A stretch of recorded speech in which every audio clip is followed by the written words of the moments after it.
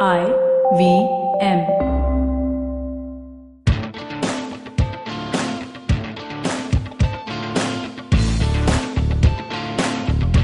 You're listening to TFG Football. Hello and welcome to another episode of TFG Indian Football Podcast. And after a long time, we have some positively good news, like pure good news, the kind of which is so rare in Indian football these days. We have been fighting over this. We have been anticipating this. We have been hoping and praying for this. And finally, it has happened. Kevin is with me, joining from Mumbai. Yes, it's Finally. the big day. It's the big day. The news has finally arrived. What we were hoping for, praying for, the merger of I-League and ISL, which will give a stable future for Indian football, has finally happened. AIFF, IMG Reliance FSDL has finally come out and said, forget it, we have fought enough among us, because why the hell are we fighting amongst ourselves? We're all stakeholders in this sport. So we're going to merge I-League and ISL. It's going to be called ISL, but it will have 20 teams, and only the I-League clubs will be subject to relegation until the franchisee contracts for ISL run out in 2024. But it's official, Kevin. We are going to see a 20-team league, big league, a proper major league like Premier League happening in India next season. How do you react to this news, Kevin? This couldn't have come for a better time for Indian football. Dynamic days ahead for Indian football, and since we've been hoping this could happen, and it was inevitable. Chiranjit, it was coming. It just required a date to be put on it, and what a time that we are in.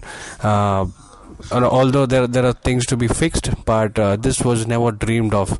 20 teams. We're talking about teams going down day by day, clubs shutting down, and this comes as a great news for the ones who are planning to get in via corporate entry, via franchisee entry. It just makes it look grand, and I think that this is the right day, and this is the right time. Yeah, and just not that. So many new things have been happening. The Super Cup is going to have a full season. Not like it's not like this season and last season. It happened in a single venue. Back-to-back matches. So what they're gonna do is make it like FA Cup. So the second division teams will also take part, and it's gonna happen over 6 months on Wednesdays and Thursdays in the middle of the league season. And they have updated. This is very important.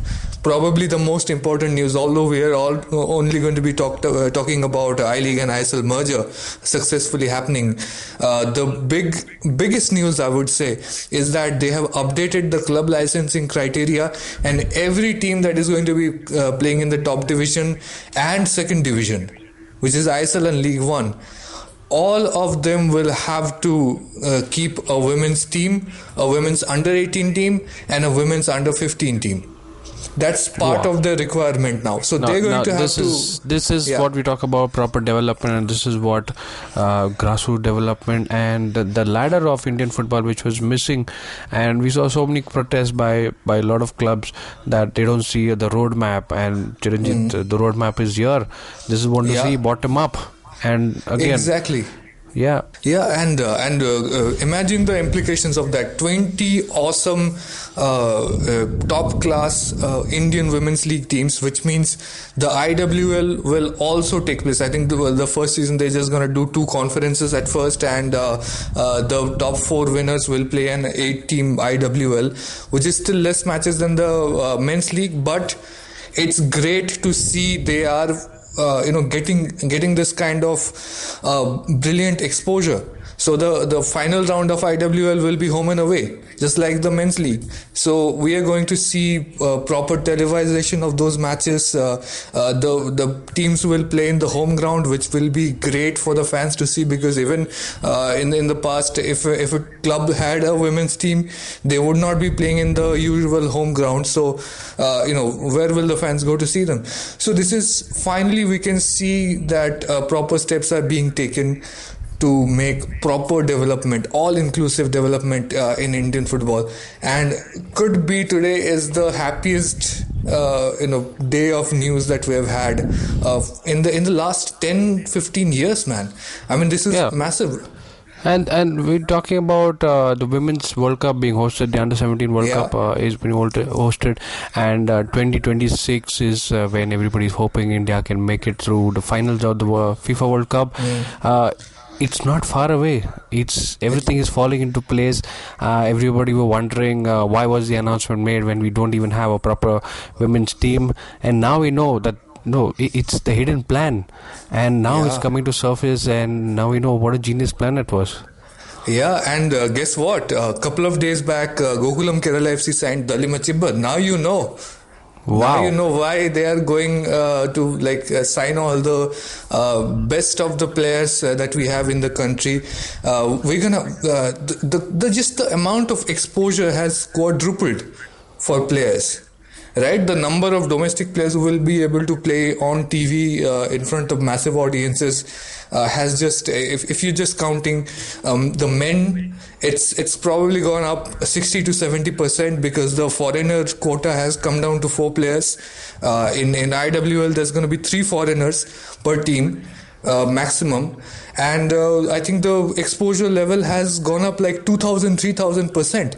And one of the people in charge of the whole situation, one of the senior federation officials, was quoted as saying, look, if you can spend like 35-40 crores per season on a men's team, why can't you spend about 3-4 crores on a women's team and give them the exposure that they deserve? And until you take that first step, how are you going to grow in women's football if you don't take that first step to put them on TV? Maybe it won't be as full of razzmatazz as ISL, but at least people will have an option to see it, isn't it? Yeah.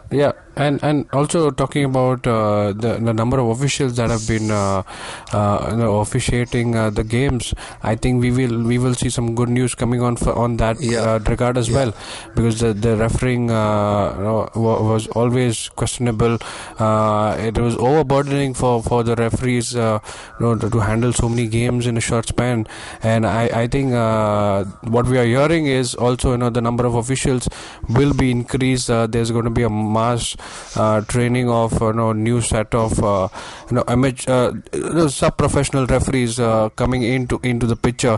So it's all a part of the plan, and 2019 is what we really never hoped could get a start like this, and this is turning out to be great.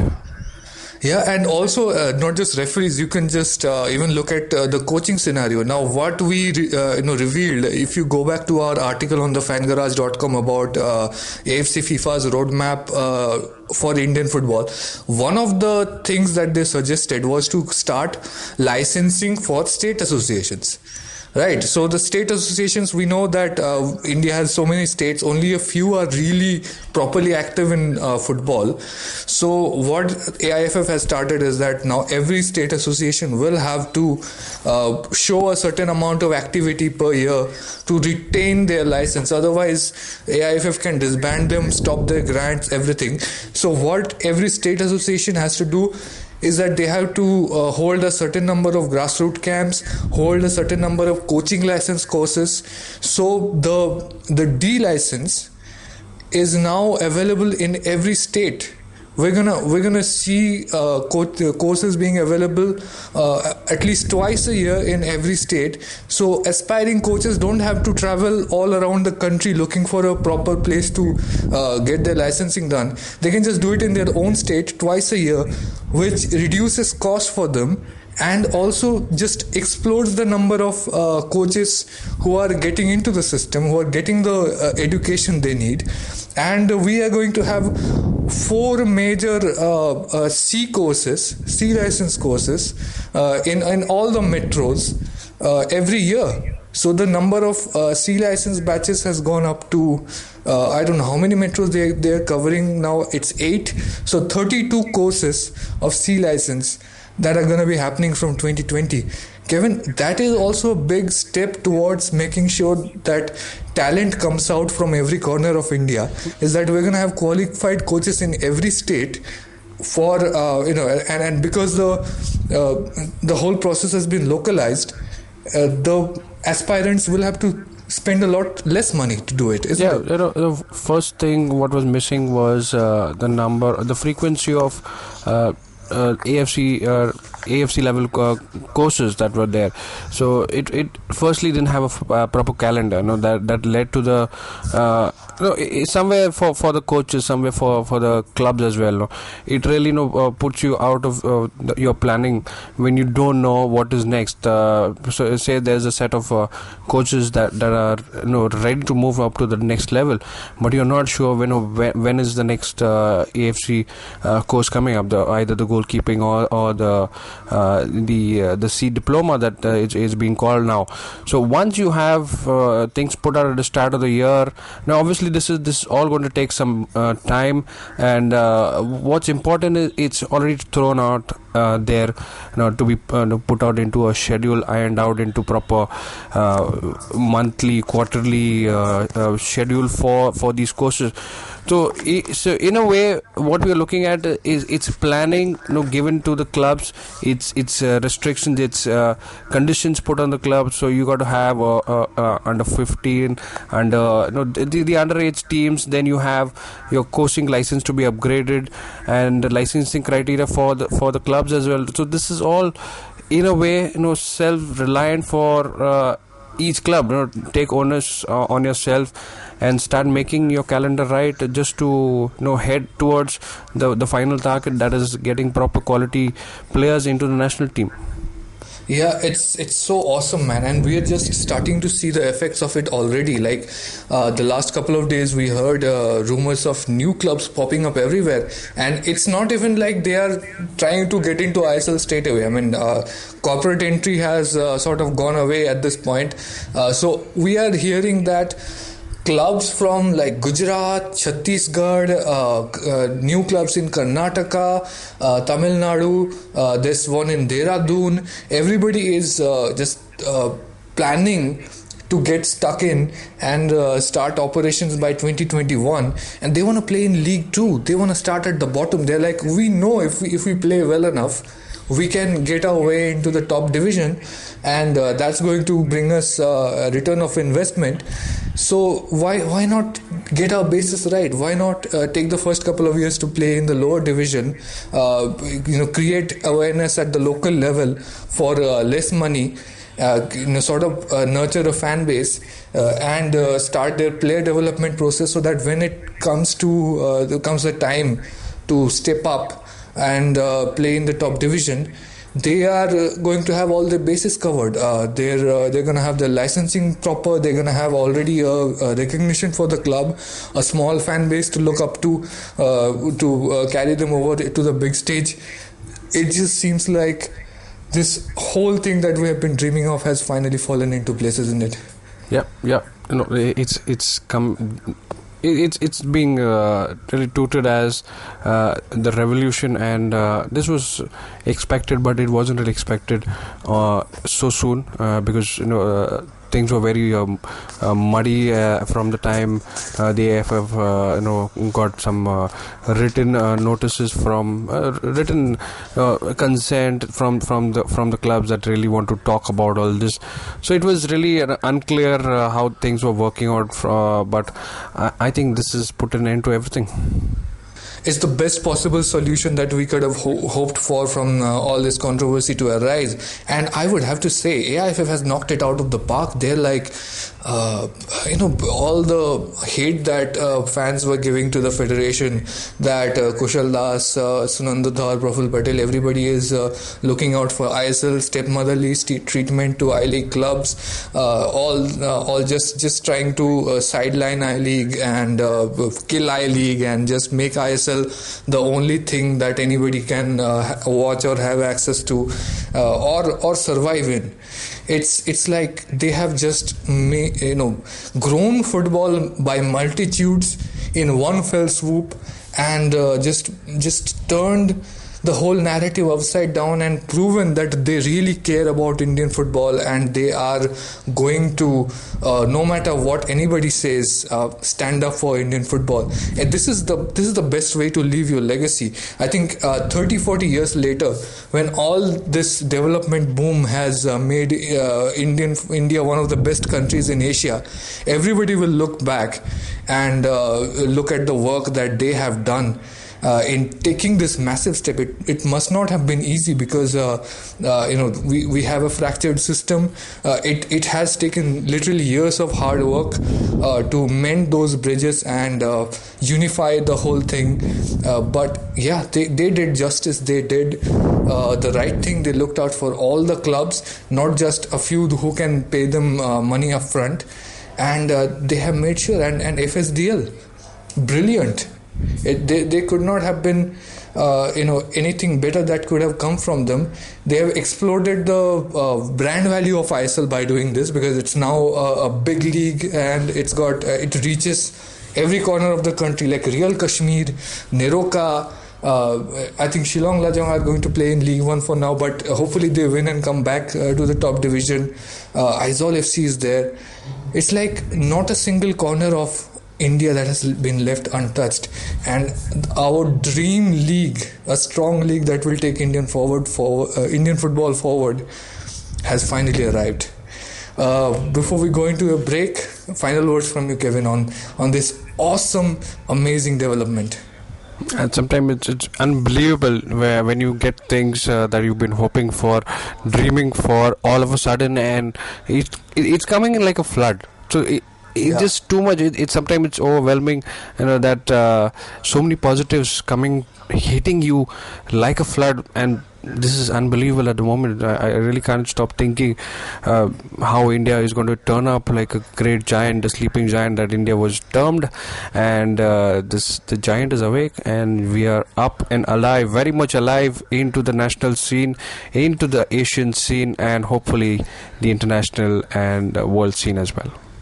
Yeah, I think all the small clubs around the country, I think we have 300 or 400 clubs which have national aspirations at some point. They are all thanking AIFF, thanking FSDL, thanking everybody who's been in charge of Indian football for giving them this opportunity, and I'm pretty sure they will not let us down. You give them a path to succeed. You give them a chance to play at the highest level. You tell them that if you do well enough on the pitch, you will be rewarded by a bigger platform. They're going to work their asses off, and I'm pretty sure in 20 years we will be a completely different beast in terms of world football. We will be in the top 70, top 60 in world rankings, and we're going to be taking on and staring down the big giants of Asian football like Japan. It's so awesome, man. This is the dream I've been having forever, ever since I started following Indian football for decades now, and it's just I can't believe it's real, man. Can you believe it's real? It's somebody has to pinch me. Man, if only all this was true, yeah, isn't it? It is, and you think if we are joking, please go and check the fangarage.com. You'll find an article all about what we are talking about, and it's really not happening. Yeah. Oh shit. At this point, I think we've lost the momentum of the joke at some point. It's obviously, this is 1st of April, and we literally listed every positive thing that we could think of that we're not gonna get anytime soon in Indian football. And it's just interestingly, Kevin, the idea started as a gag, but the more we started listing, okay, this has happened, that has happened, it sort of made me sad, because this is what should be happening in football, man. That's what you need to do to maximize the potential of the massive promise that Indian football brings to the table. The fractured system that we have, the lack of proper regulation, proper incentives, it's just we are just dragging ourselves down by not giving more people a chance to prove themselves. This is not something that has not been put out in the open. We're talking about small scale over here, just two people talking about what should be done. But this is not it's difficult to imagine or difficult to solve. This is what is expected from every federation, from every club that wants to play at the national level, for everybody who wants to develop grassroots right up till the national team. This is the entire pathway that has to be there, but it's difficult to see that happening in India. And over the years, our every hope, our every dream of seeing this come to a reality is never, it's just fading away. And all the time that we see something hopeful coming up, it just crashes us down every time. Yeah, it's the chicken and the egg scenario, isn't it? It's like if you give small clubs a chance to prove themselves, they're not gonna go out and buy 2 ex-World Cuppers who can't play 90 minutes anymore. They're gonna invest in grassroots to develop players of the future, because they can't afford anything else. This is the cheapest way to really build future, and it kind of forces everybody to think long term about what they can do to develop themselves as a club. And if you have enough clubs doing that just develops the entire sport, because everybody's thinking long term and everybody's pitching in. And you have let's say 50 clubs around the country having that ambition, having that amount of dedication, and they are slowly, if they can build like one player, let's say one really good player in 10 years, if they build. So we have 50 really good players who have had the amount of training that none of our previous national teams had, who had the technique, the level of amount spent on that player by coaches. It's just, what could have been, isn't it? It's the saddest April Fool joke ever that you're gonna see this year. Yeah, it's a reality, and I don't think that's coming off any sooner for Indian football. But I think on this really sad but hopeful note, we can still head on to the reality. That's on the other side of the break. do catch up. We will meet you on the other side of the break. Come back to us.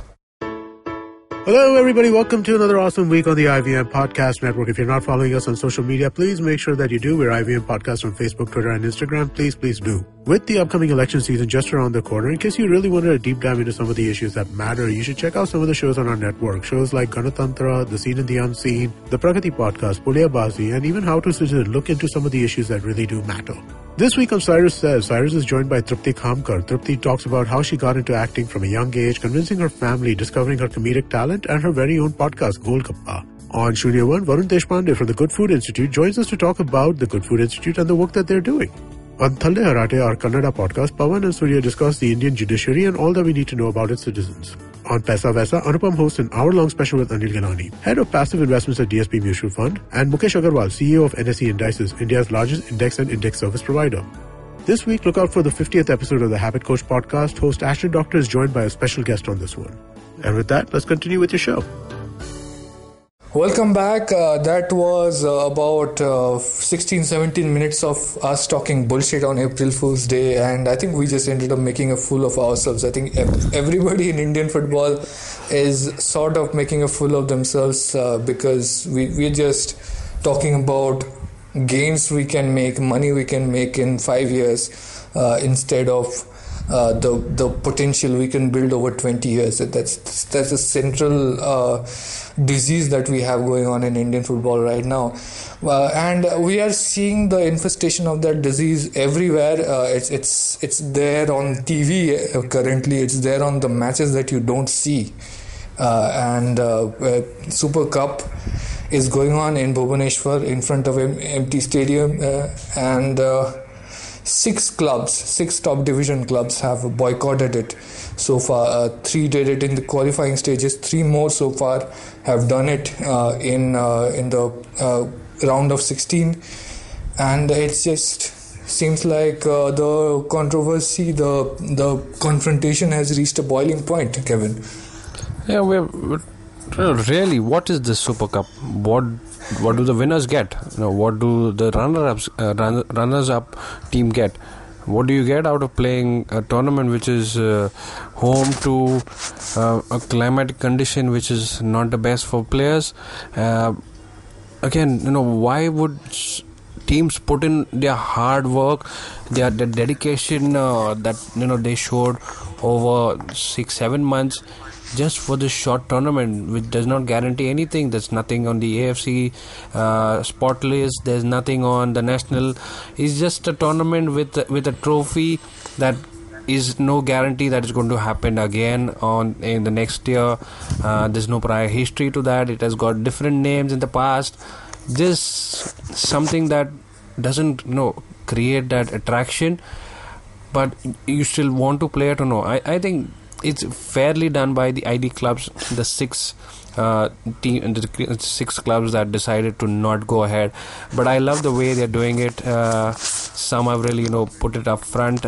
Some are waiting for their turn to arrive and then decide to ditch.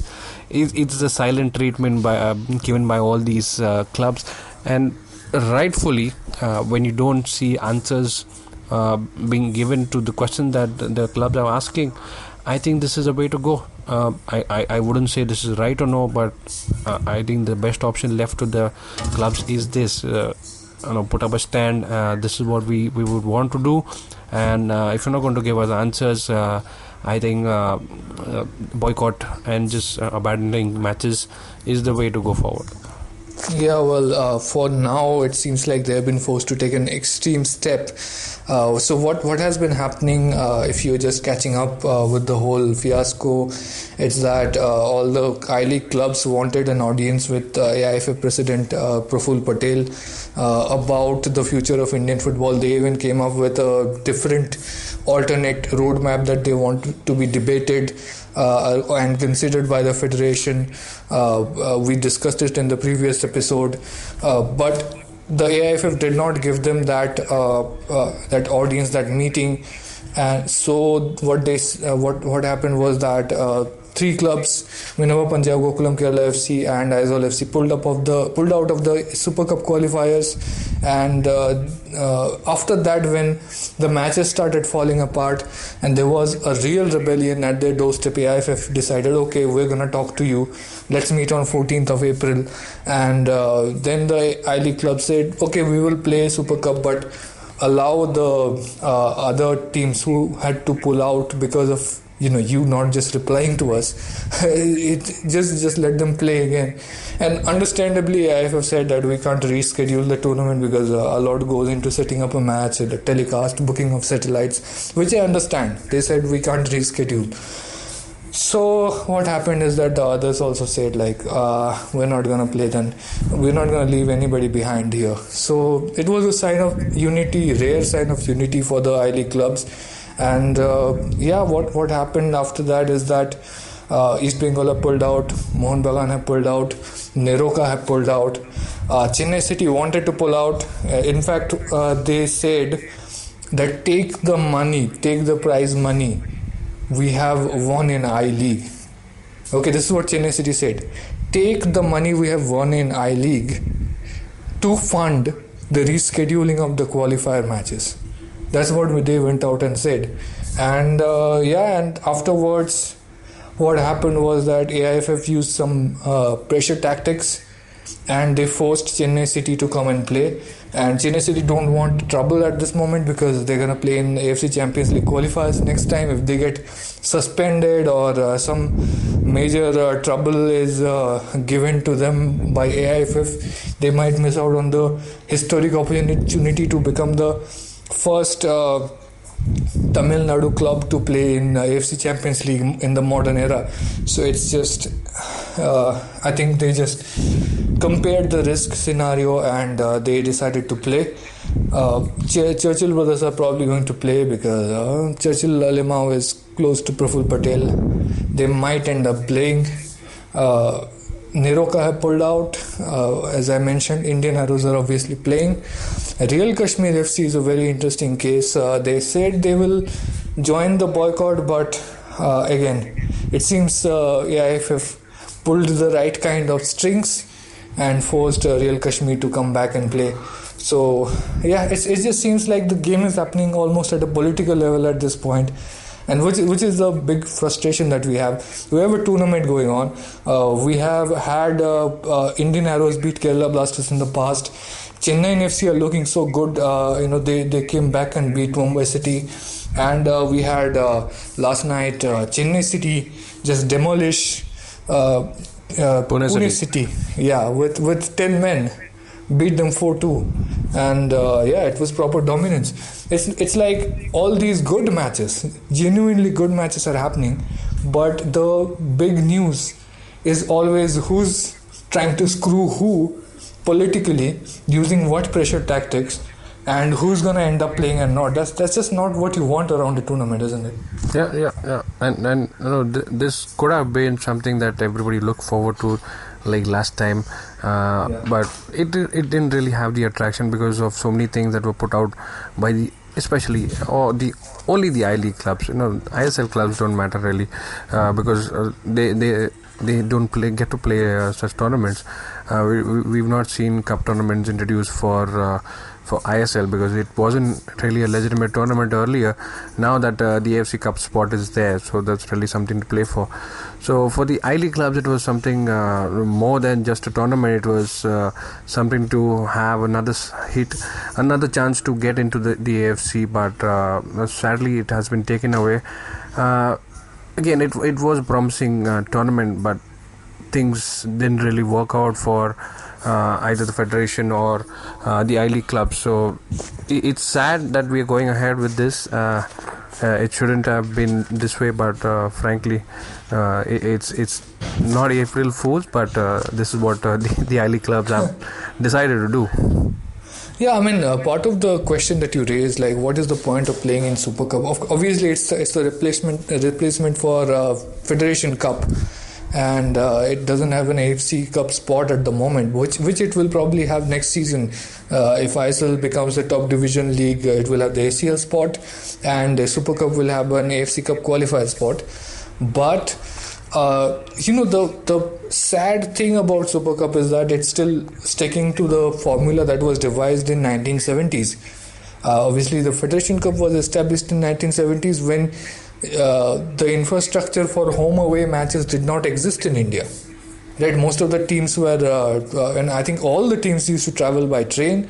Air travel was rare and way more expensive, and used to take a lot more time. There were less airports, and we could not organize a league back then which had a proper home and away format. So we could not even get a cup tournament going that could have had a home or away thing that happens with FA Cup or League Cup in England. So what was happening was that they did it as a single venue tournament, and the idea was that the tournament will travel to different corners of the country where football needs to be more and more popularized.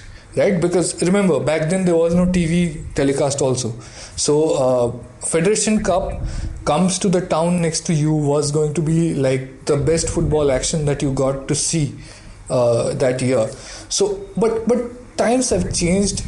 Teams can travel by planes now. It's possible to have home and away leagues as we have, like, not one but arguably two of them going on without any hiccups. But it's just they have just gone on to hold on to that old format of single venue tournament, which does not make any more sense. It should be happening throughout the season via the home and away or just single leg knockout format at somebody's home. But it just seems like they're just doing it in Odisha because the state government gives you discounts to use that stadium.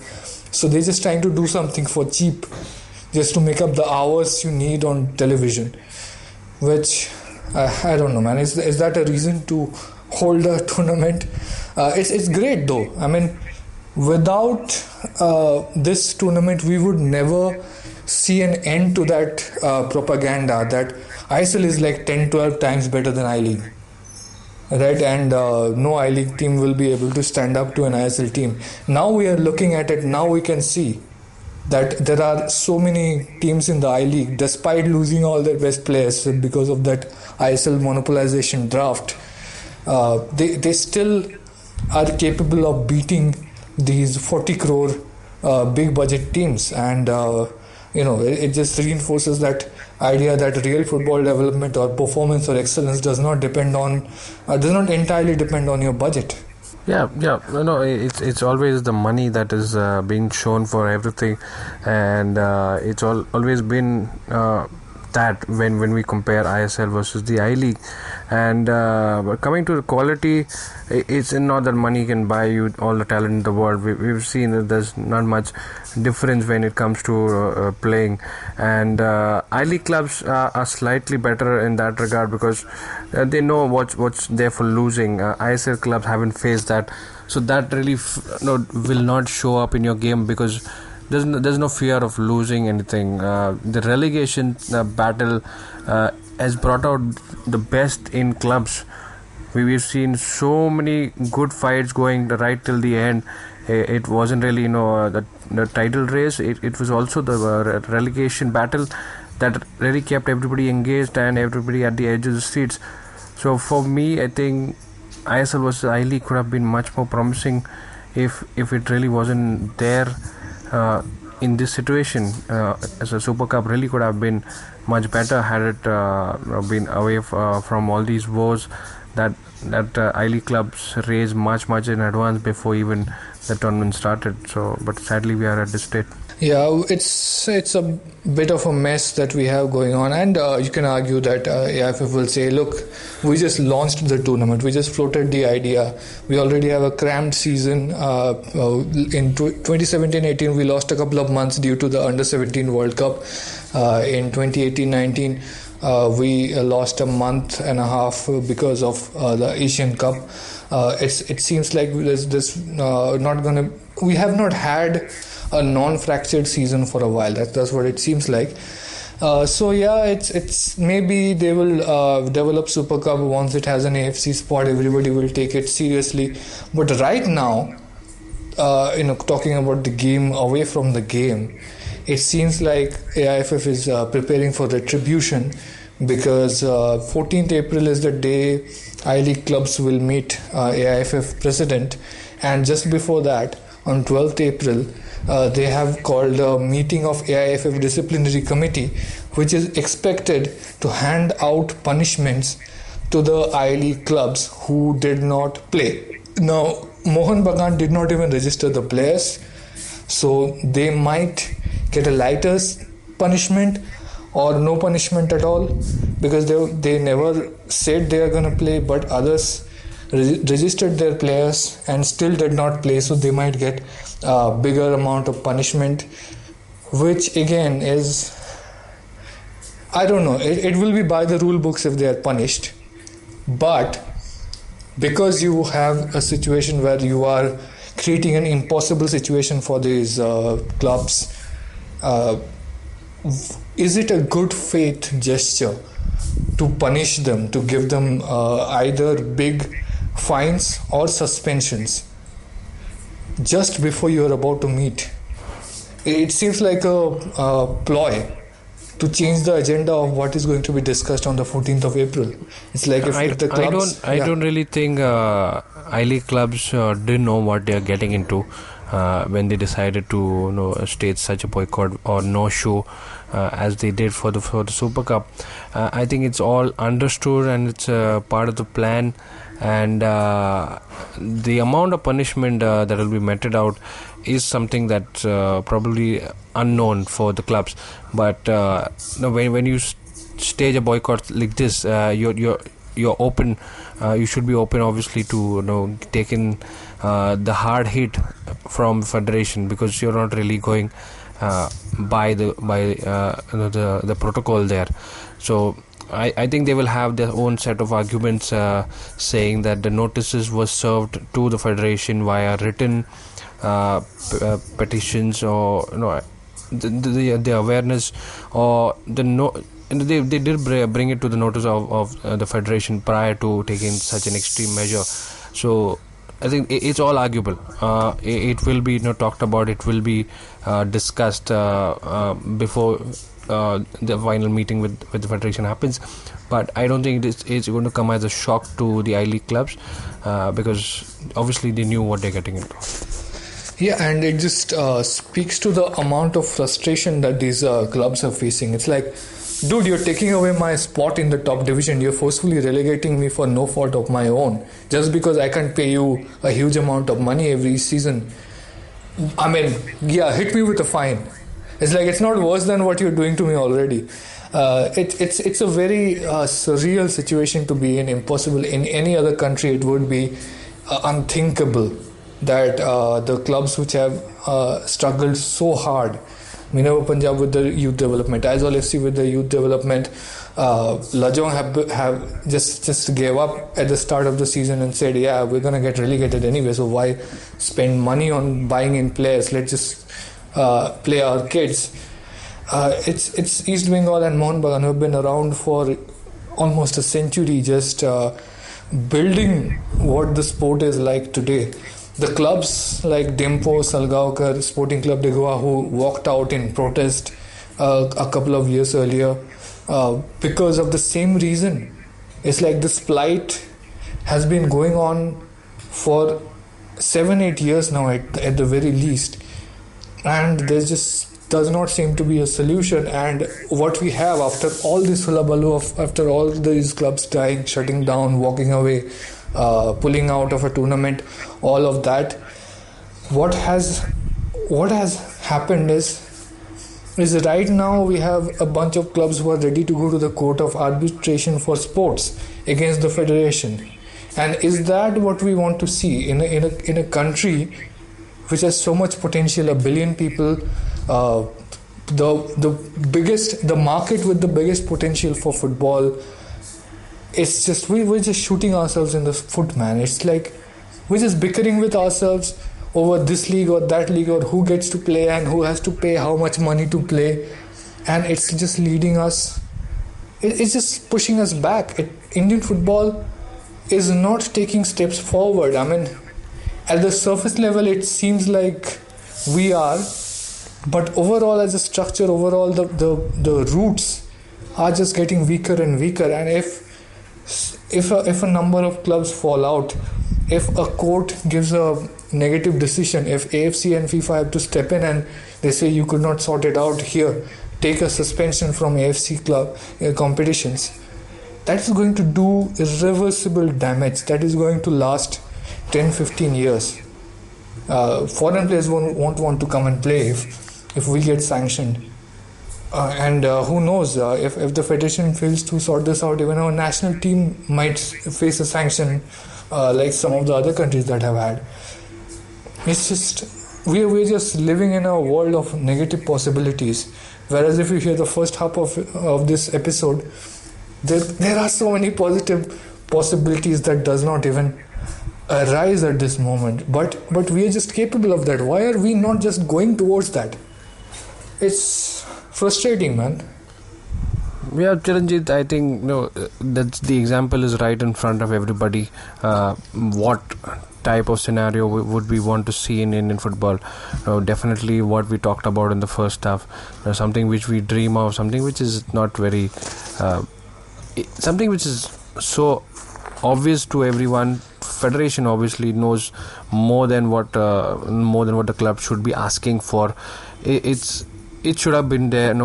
Steps should have been taken much earlier than even creating a branch out of an already good product. We're talking about the ISL being carved out of the National Football League, then the I-League, and we're coming back to again the one league. Again, there's separation, relegation being put out of the window, whereas we know what relegation can do to clubs struggling, fighting, bringing out the best in themselves.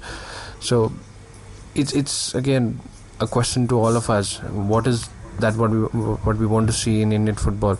It's the fights, it's the commotion, it's the chaos, it's the questioning by the clubs, or it should be the other way around, where a pathway is already set and clubs just need to follow and try to improve the quality of the talent that is there at the top for the national team to really show up. It has to be really, again, bottom up, not top down as we are at the moment. Let's just hope that the things we said as a joke on April Fool's Day become a reality sooner rather than later. Otherwise, it's going to be a huge April Fool's joke playing on Indian football for years to come.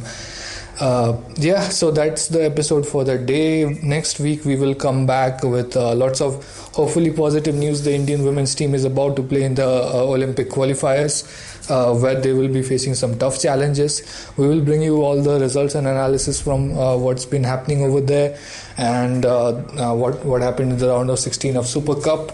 And as we get closer to the meeting between the clubs and the IFF, we will bring you all the possibilities and latest updates and opinions on what's going to happen over there, and hopefully some good news for the future of Indian football sooner rather than later. Thank you for listening to this episode. Come back to us next week. If you're listening on YouTube, Facebook, do give us a like, share or subscribe. You can listen to this episode everywhere on any podcasting platform that you like: iTunes, Stitcher, SoundCloud. It's all over the place. You can also get it on the IVM Podcasts app and the ivmpodcast.com website, where you can also get all the best podcasts in the country, ranging from political to sports to humor to lifestyle, literally everything under the sun, all on one app. What could be better than that? Come back to us next week. Thank you. Hi, my name is Anupam Gupta. I'm B50 on Twitter. I am the host of Paisa Vaisa, the show that talks money. On my show, I speak to experts from every field of money and finance, from stock markets, equities, debt funds, credit cards, life insurance, every possible area of money and finance that you can think of. We even did an episode on cryptocurrency. I've got fantastic guests from mutual funds to personal finance experts everywhere. Robo-advisory, startups, just name it, we've got it. At Paisa Vaisa, we help you make smart decisions about money. You work hard for money. Now make your money work hard for you. New episodes out every Monday, and you can listen to my show on the IVM Podcast app or any other podcasting app that you have. Paisa Vaisa is brought to you by Paytm Money. Every week comes a show where three people come together to tell you about stuff they like. A movie, a TV show, a book, and other stuff. Tune in every Monday on the IVM Podcast app to IVM Likes. Batman approves this message. Thank you, Batman.